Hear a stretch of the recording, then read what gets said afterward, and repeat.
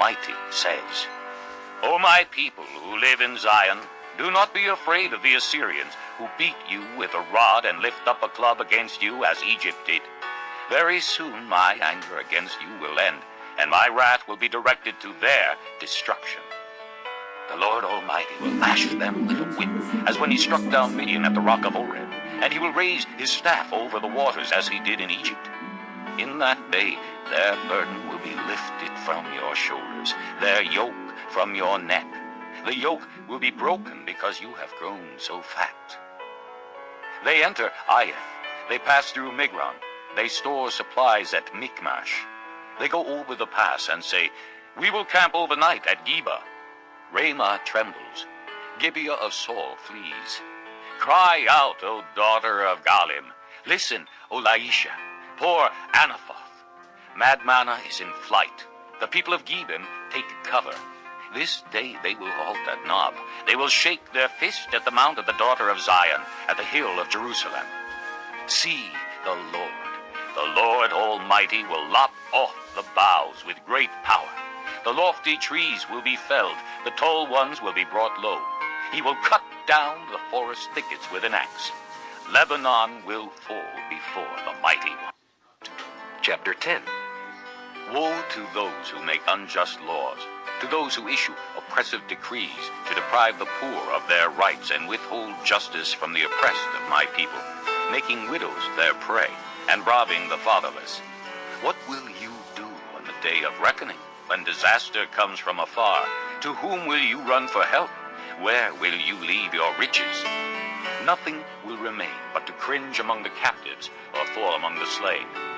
Yet for all this his anger is not turned away, his hand is still upraised. Woe to the Assyrian, the rod of my anger, in whose hand is the club of my wrath.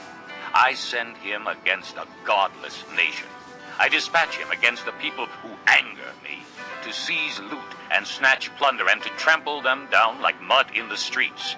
But this is not what he intends. This is not what he has in mind.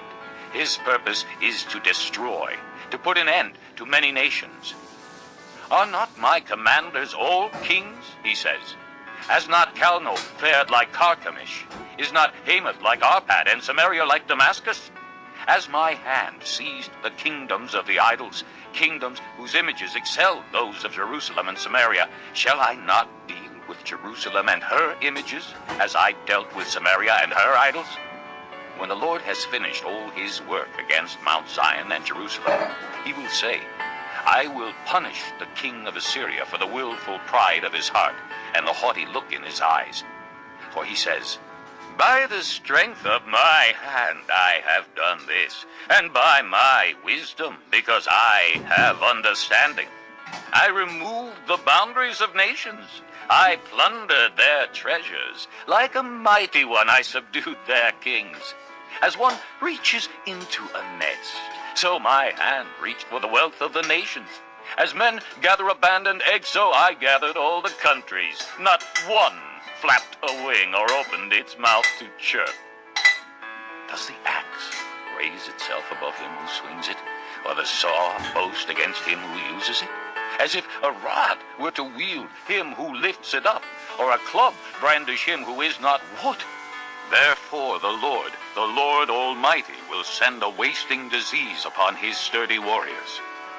Under his pomp a fire will be kindled like a blazing flame. The light of Israel will become a fire, their Holy One a flame. In a single day it will burn and consume his thorns and his briars.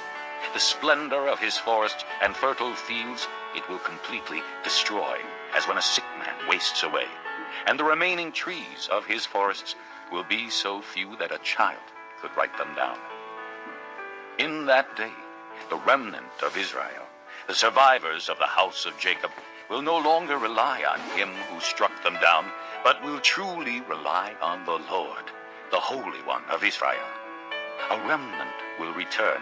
A remnant of Jacob will return to the mighty God.